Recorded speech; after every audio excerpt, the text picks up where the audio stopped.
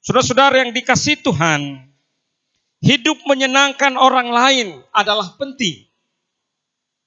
Tetapi lebih penting adalah bagaimana kita bisa menyenangkan akan hati Tuhan. Hidup menyenangkan orang lain adalah hal yang penting. Karena memang selama kita di dunia, kita perlu hubungan dengan orang lain. Kita perlu sosialisasi, kita perlu membangun relasi, dan kita perlu membangun akan hubungan yang baik. Jika demikian, maka hubungan itu akan saling menyenangkan satu dengan yang lain. Tetapi lebih daripada itu, menyenangkan hati Tuhan adalah hal yang sangat prinsip, hal yang sangat urgent untuk kita kerjakan. Nah, saudara-saudara, hidup menyenangkan itu berarti melakukan apapun yang dapat menyenangkan. Hidup menyenangkan itu berarti melakukan apapun yang menyenangkan akan orang lain. Kalau saya mau menyenangkan Bapak Ibu, maka apapun yang saya lakukan, caranya seperti apa, saya lakukan supaya Bapak Ibu senang. Nah, jika itu demikian dengan Tuhan, apa yang harus kita lakukan supaya kita menyenangkan hati Tuhan? Tuhan pasti senang, Tuhan pasti mau kalau hatinya disenangkan. Nah, jika Tuhan mau hatinya disenangkan, apa yang harus kita lakukan supaya hati Tuhan menjadi senang? Di dalam bacaan kita pagi ini, saya membaginya dalam 3 bagian. Yang pertama itu ayat yang pertama sampai ayat yang ketiga. Yang kedua adalah ayat keempat sampai ayat yang ke-8. Dan bagian yang terakhir yaitu ayat 9 sampai ayat yang ke-12. Mari kita lihat bagian yang pertama. Apa bagian-bagian penting yang kita bisa lihat yang melaluinya kita bisa menyenangkan hati Tuhan? Yang pertama, Bapak Ibu kalau lihat ayat yang pertama, di sana dikatakan, karena itu buanglah segala kejahatan, segala tipu muslihat, dan segala macam kemunafikan, kedengkian, dan fitnah. Kita bisa melihat yang pertama bahwa harus tinggalkan perbuatan jahat. Kalau kita mau menyenangkan hati Tuhan, maka kita harus meninggalkan perbuatan jahat. Petrus menyerukan agar kita meninggalkan segala kejahatan, penipuan, kemunafikan, iri hati, dan fitnah. Mau menyenangkan hati Tuhan, tinggalkan perbuatan jahat. Yang kedua, ayat yang kedua katakan, kalau mau menyenangkan hati Tuhan, maka harus mau terlibat dalam hal-hal yang rohani. Di ayat yang kedua di sana dikatakan, dan jadilah sama seperti bayi yang baru lahir, yang selalu ingin akan air susu yang murni dan yang rohani, supaya olehnya kamu bertumbuh dan beroleh keselamatan. Yang kedua, bahwa kalau kita mau menyenangkan hati Tuhan, maka kita harus rindu untuk terlibat dalam hal-hal yang bersifat rohani. Rindu kepada hal-hal yang rohani. Bukan sesekali baru mau, tetapi ada kerinduan terlibat aktif dalam hal-hal yang rohani. Yang ketiga, Bapak Ibu perhatikan ayat 3. Apa yang harus kita lakukan supaya menyenangkan hati Tuhan? Di sana dikatakan kita harus ada pertumbuhan rohani. Ayat 3 di sana dikatakan, jika kamu benar-benar telah mengecap kebaikan Tuhan. Bagaimana kita tahu bahwa Tuhan itu baik? Bagaimana kita tahu bahwa Tuhan begitu sayang kepada kita? Itu sebenarnya tanda bahwa saudara dan saya bertumbuh di dalam Dia. Hanya orang yang bertumbuh yang kemudian bisa merasakan bahwa betul Tuhan begitu baik dengan saya. Tuhan begitu mengasihi saya. Tuhan begitu rindu. Tuhan begitu sayang dengan saya. Itu bagian yang pertama. Bahwa orang yang mau menyenangkan hati Tuhan paling tidak harus meninggalkan perbuatan jahat. Tertarik kepada hal-hal yang rohani. Bertumbuh di dalam rohani. Maka kita bisa simpulkan. Orang yang mau menyenangkan hati Tuhan adalah orang yang mau bertumbuh. Selalu mau menerima firman Tuhan. Orang yang menyenangkan hati Tuhan adalah orang yang mau bertumbuh. Selalu mau menerima firman Tuhan. Saudara-saudara, dalam hidup ini seringkali kita memilah-milah ayat-ayat yang cocok dengan kita. Kalau ayat itu cocok, kita lakukan. Kalau ayat itu tidak cocok, kita tidak lakukan. Dan seringkali kalau ada ayat-ayat yang menegur kita, kita selalu katakan itu untuk si A, itu untuk si B, itu tidak cocok untuk saya. Nah, saudara-saudara, bertumbuh di dalam firman Tuhan, selalu menerima pengajaran yang datang daripada Tuhan. Ayat 2 katakan, dan jadilah sama seperti bayi yang baru lahir. Bapak Ibu, tidak ada makanan, tidak ada vitamin yang terbaik selain daripada ASI seorang ibu kepada bayinya. Belum ada satu penelitian mendapatkan makanan terbaik yang bisa menggantikan fungsi ASI. Yang khasiatnya lebih dahsyat melebihi ASI. Hanya ASI. Itu sebabnya ketika anak-anak bayi kalau diberi ASI, sehat, daya tahan tubuhnya luar biasa. Itu kenapa? Karena ASI itu adalah air susu yang murni. Yang Tuhan siapkan untuk pertumbuhan seorang anak bayi. Kita mau bertumbuh. Kita besar. Kita bisa menikmati hidup ini. Tentu kita perlu menikmati asupan makanan yang membuat kita bisa sehat. Dan makanan itu adalah firman Tuhan. Hal yang paling menyukakan hati Tuhan adalah ketika kita rindu mau menjadikan firman Tuhan sebagai salah satu konsumsi utama di dalam hidup kita. Ini menjadi penting karena kita ini di dalam hidup manusia ada banyak kebutuhan. Kebutuhan makan dan minum dan yang lainnya. Tapi seringkali itu tidak memenuhi apa yang menjadi kebutuhan khusus kita, primer kita. Yaitu kebutuhan akan Tuhan. Dalam perayaan Paskah kemarin, ada salah satu pembicara di seminar, katakan otak manusia itu. Yang kita tahu adalah otak kiri, otak kanan. Ada otak belakang. Tetapi ada juga otak tengah. Jadi orang yang suka makan daging, maka kemudian itu yang paling banyak berkembang, merangsang akan otak apa? Otak sebelah kiri. Atau otak depan. Maka kalau otak depannya ini yang paling banyak dipakai, digunakan, maka orang cepat naik darah. Kebanyakan makan daging. Dan memang kita di Sumatera ini, kalau makan itu, kalau nggak ada daging, kalau nggak ada ikan, orang nggak mau. Itu sebabnya orang-orang Sumatera kedagingan. Lampu merah sedikit, teng, teng, teng. Kan gitu. Tetapi kita perlu mengembangkan yang namanya di otak tengah. Emosional. Ya itu didapatkan dari sayur mayur. Bahan-bahan nabati. Ya tahu, tempe, dan yang lain. Saudara-saudara, kalau saya bertanya kepada Bapak Ibu, apa hal yang Bapak Ibu lakukan dan menurut Bapak Ibu itu menyenangkan hati Tuhan? Apa yang Bapak Ibu lakukan dan menurut Bapak Ibu itu menyenangkan hati Tuhan? Coba pikirkan. Apa yang menurut Bapak Ibu sudah lakukan dan itu menyenangkan hati Tuhan?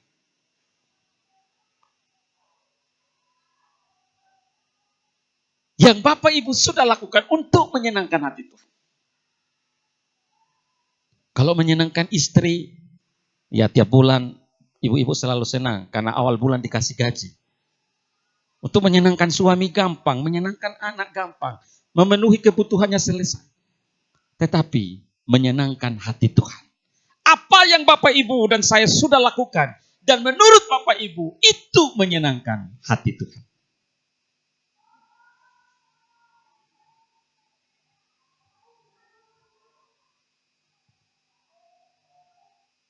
Ada 3 poin yang tadi katakan. Tinggalkan kejahatan. Rindu akan hal yang rohani. Bertumbuh bertumbuh di dalam Tuhan. Itulah yang membuat hati Tuhan senang. Pertumbuhan rohani memerlukan firman Tuhan. Karena itu kita harus bangun kebiasaan yang dalam untuk senang dengan firman Tuhan.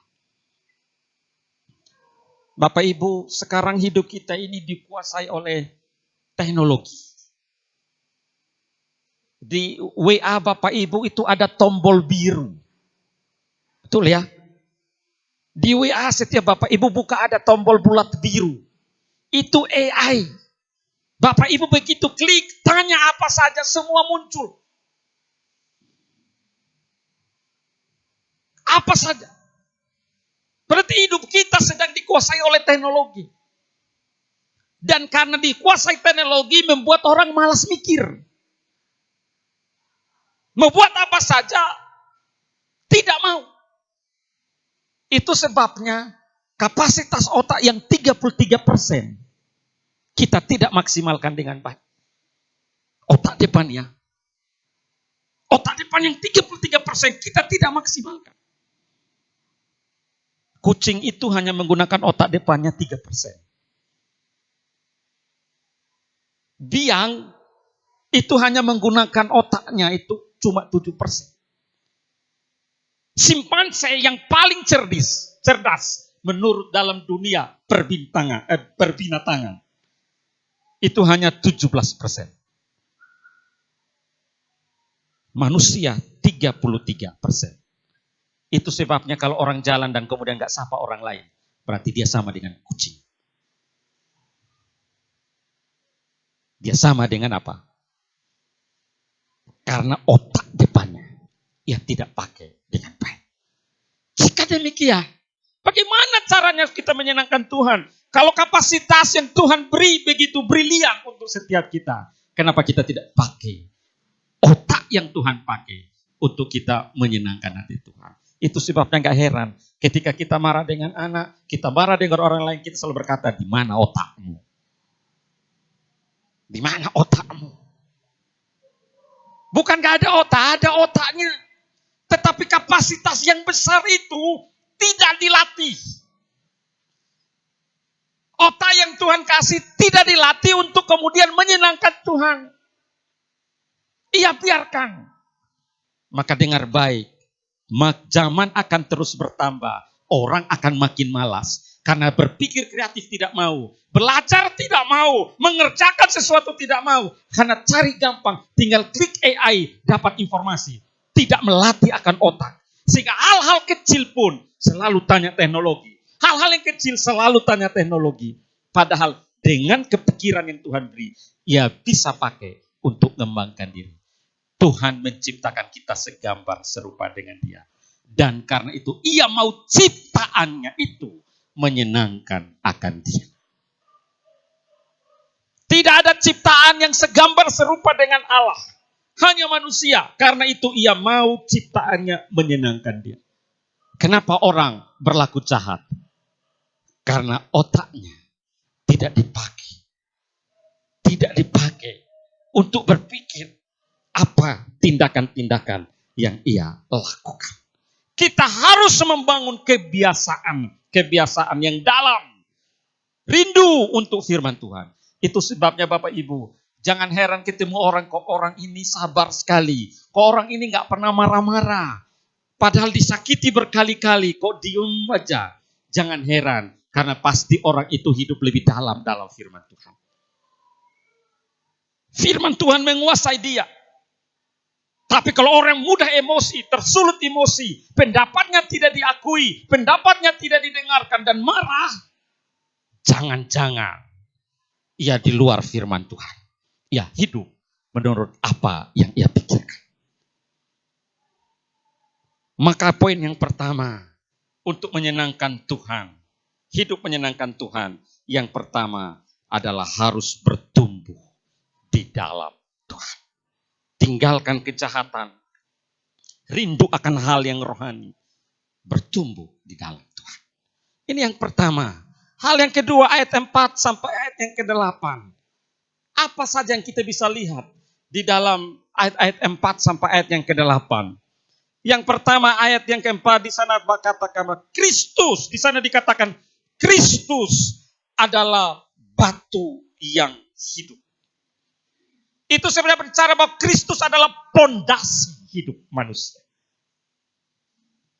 Kristus sebagai batu yang hidup. Berarti Kristus menjadi landasan hidup manusia. Maka kalau orang meletakkan dasar tidak di dalam Kristus, maka pasti hidupnya akan hancur. Ingat Bapak Ibu kisah di dalam Injil Matius tentang 2 orang yang membangun rumah. Ada yang membangun di atas pasir, ada yang membangun di atas bukit batu. Ketika badai datang, rumah yang didirikan di atas pasir cepat hancur. Sedangkan di atas bukit batu bertahan. Apa dasar hidup kita? Kristus harus menjadi landasan hidup kita. Yang kedua kita bisa lihat di ayat yang kelima.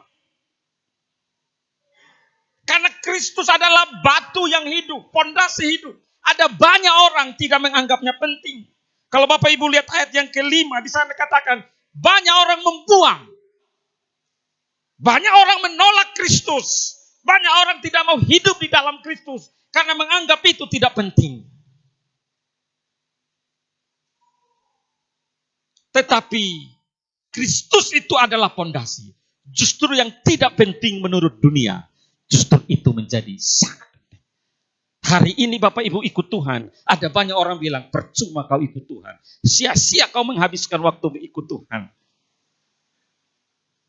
Justru yang tidak dianggap oleh dunia, oleh Tuhan itu begitu penting.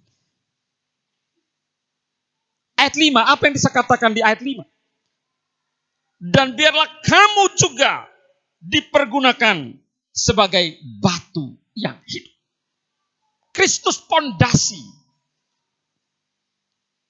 Karena itu, jangan buang Kristus. Ada lagu yang sangat terkenal. Jangan jual Yesus. Saya cuma hafal awalnya saja. Seterusnya saya tak tahu. Tapi berapa kali saya dengar kata-kata itu. Nah kalau ada Bapak Ibu yang tahu boleh nyanyikan. Jangan jual Yesus. Setelah itu saya tidak tahu. Hanya oleh karena apa? Harta. Jangan jual Yesus oleh karena apa?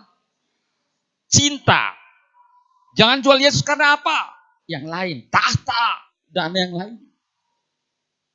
Nanti Bapak Ibu bisa search itu di YouTube itu. Jangan jual Yesus. Kenapa? Karena bagi dunia, Yesus tidak terlalu penting. Yesus tidak menarik. Ikut Yesus banyak aturannya. Ikut Yesus banyak sekali. Aturan-aturan yang harus diikuti.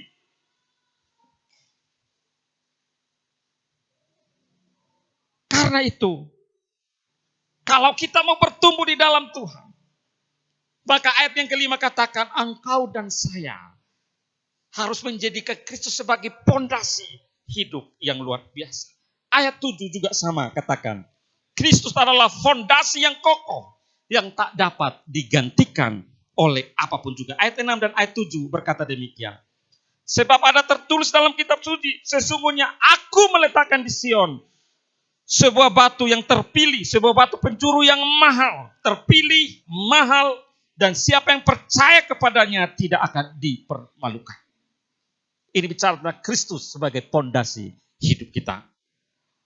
Ayat 7 katakan, batu yang telah dibuang oleh tukang-tukang bangunan telah menjadi batu penjuru, juga telah menjadi batu sentuhan, dan juga batu sandungan. Saudara-saudara yang dikasihi Tuhan, kalau kita lihat ayat-ayat ini, maka mengajarkan kita ayat 4 sampai ayat yang ke-8. Orang yang mau menyenangkan hati Tuhan. Kalau kita lihat ayat 4, ayat 8. Satu kata. Orang itu harus rela berkorban. Orang yang mau menyenangkan hati Tuhan adalah orang yang harus rela berkorban. Berkorbankan hidupnya kepada Kristus. Mengorbankan akan hidupnya. Mengorbankan akan emosinya. Mengorbankan akan perasaannya. Mengorbankan akan semua yang ada padanya. Kalau ia mau menyenangkan akan Kristus. Jadi kalau kita ikut Kristus, tapi sedikit-sedikit emosi, sedikit-sedikit fitnah, sedikit-sedikit tidak mengampuni, yang kita senangkan siapa? Tuhan atau diri kita? Kalau kita mau menyenangkan Tuhan, tapi tidak mau berkorban, apa untung kita? Saudara-saudara, tanpa pengorbanan, kita tidak bisa menyenangkan hati Tuhan.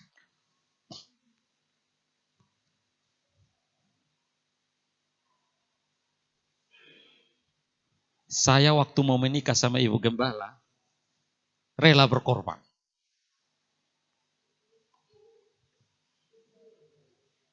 Ya, rela berkorban. Karena mau menikah sama Ibu Gembala. Mahal. Bukan soal uangnya. Perjuangannya. Perjuangannya mahal. Dipisahkan antar pulau.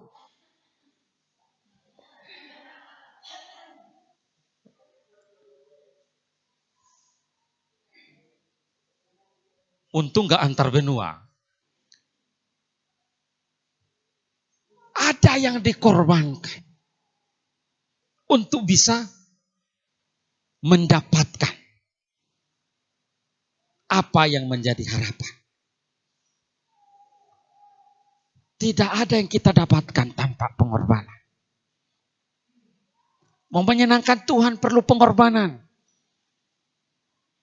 Jadi kalau saudara mau Tuhan perhatikan, Tuhan tolong, Tuhan terus perhatikan. Tapi saudara gak mau berkorban untuk Tuhan. Itu namanya cinta sebelah. Cinta yang bertepuk tangan sebelah. Dia berharap Tuhan sayang sama dia. Tapi Tuhan gak sayang. Karena gak ada sesuatu yang ia buat yang Tuhan lihat begitu menarik.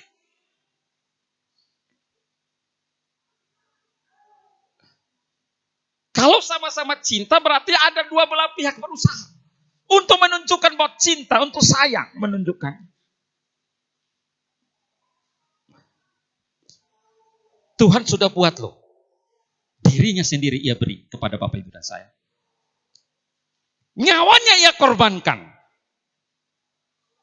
Karena cintanya bagi Bapak Ibu dan saya. Ia berkorban. Sekarang, kalau engkau dan saya mau menyenangkan dia, korban apa yang Bapak Ibu beri kepada dia? Korban apa yang Bapak Ibu siapkan untuk dia?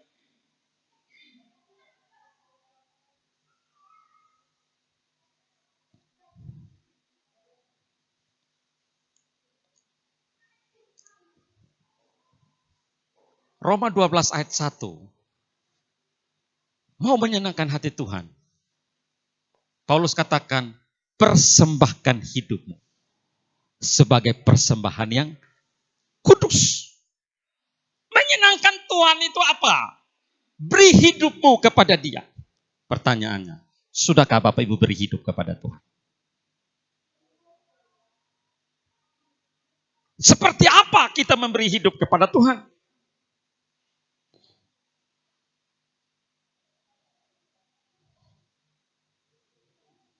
Berarti kita harus membiasakan diri kita untuk berkorban.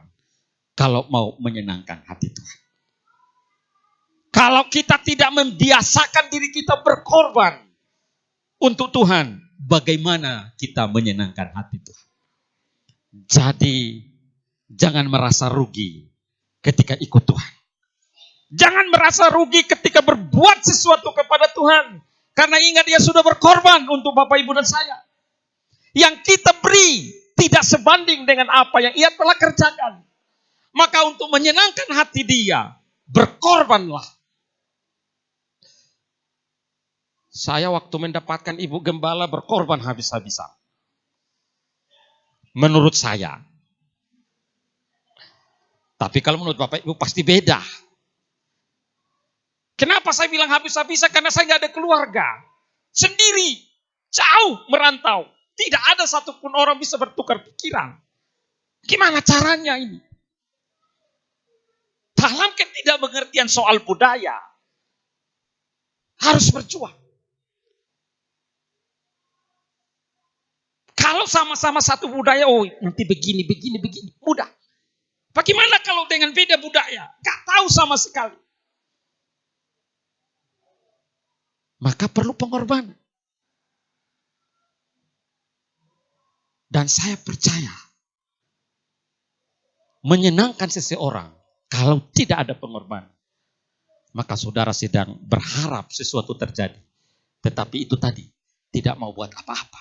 Harapannya banyak, keinginannya banyak, kerinduannya banyak. Tetapi tidak buat sesuatu. Bagaimana itu terjadi dengan kita? Maka Bapak Ibu yang dikasihi Tuhan, kita semua punya cerita masing-masing. Tapi pertanyaan yang paling penting adalah, sejauh mana engkau berkorban untuk Tuhan? Memang manusia ini agak unik. Kalau kadang-kadang baru berkorban sedikit, banyak sekali cakapnya. Baru korbannya sedikit, semua dunia harus tahu. Tapi ada orang yang sudah berinya terlalu banyak, gak ketahuan. Tapi itulah manusia.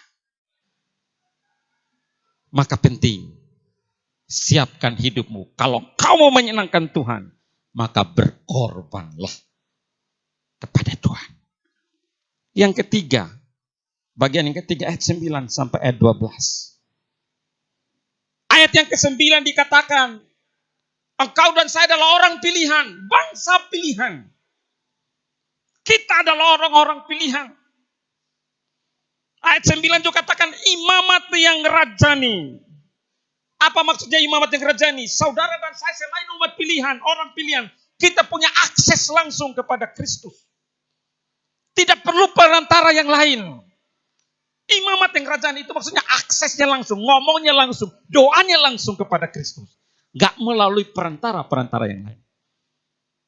Selain kita umat pilihan, kita punya imamat yang rajani, punya akses langsung kepada Kristus. Kita juga apa? Disuruh untuk apa?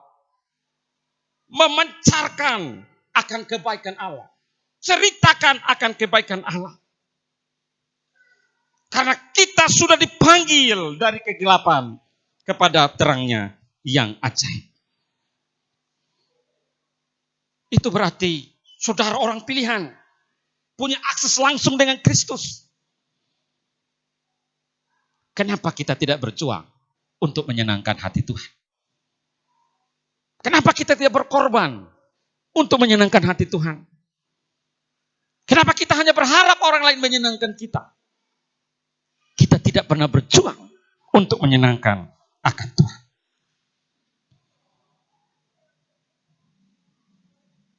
Ayat 12 katakan, kita harus saksikan kebaikan Tuhan kepada banyak orang. Kesaksian itu dengan caranya apa? Hidup baik. Kesaksiannya bagaimana caranya? Hidup baik.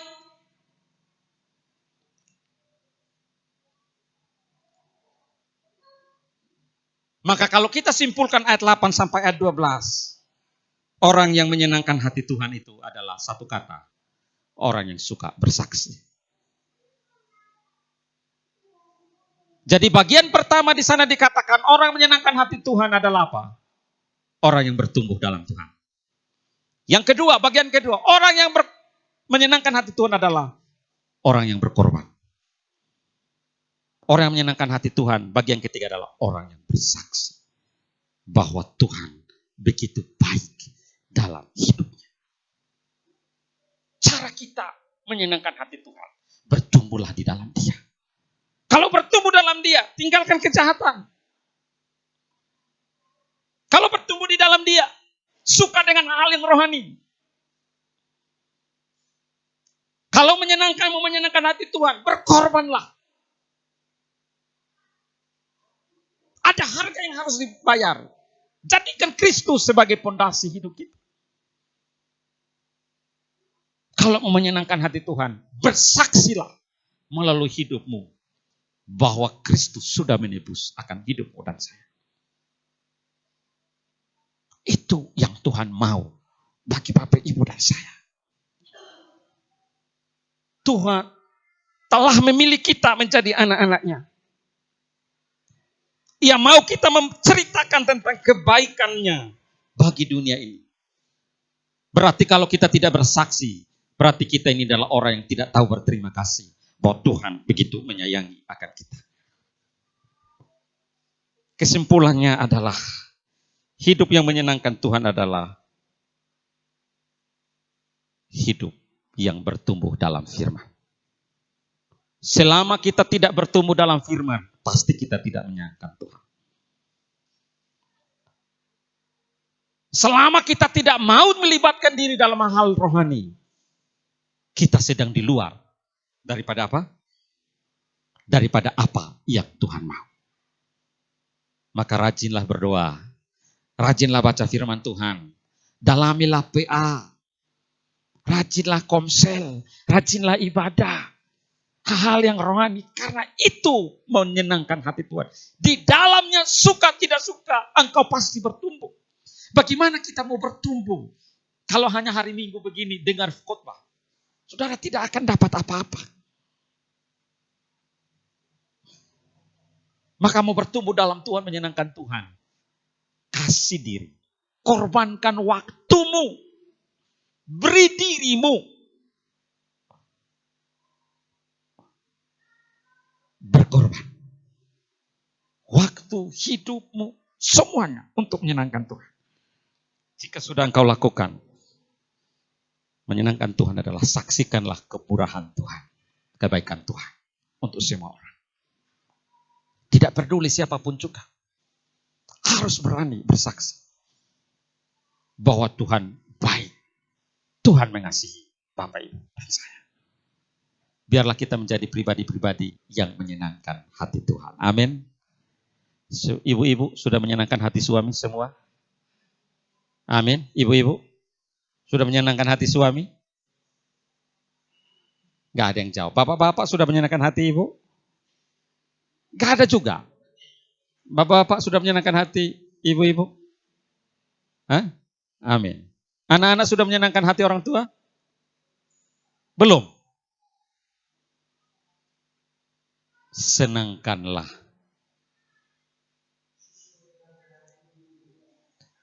Kenapa? Susah menyenangkan. Ujung-ujungnya uang baru senang gitu ya. Berarti ibu ini mata duitan gitu.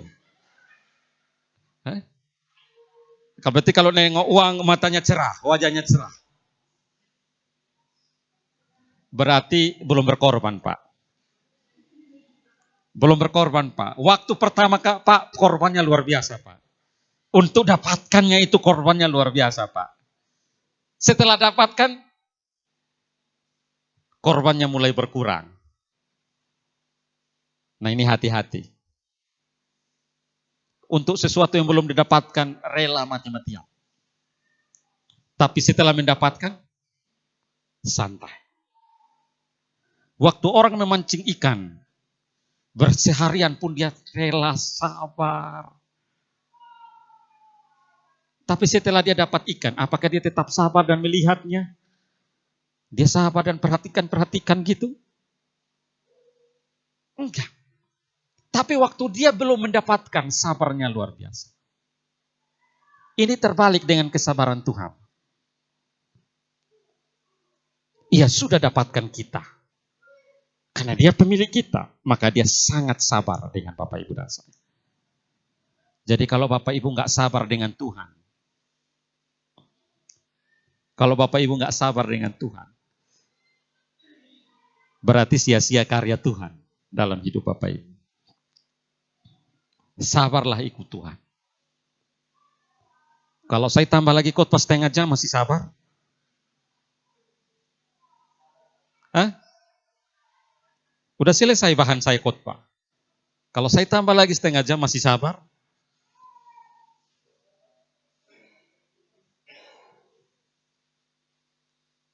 Doa saya Tuhan menolong Bapak Ibu dan saya.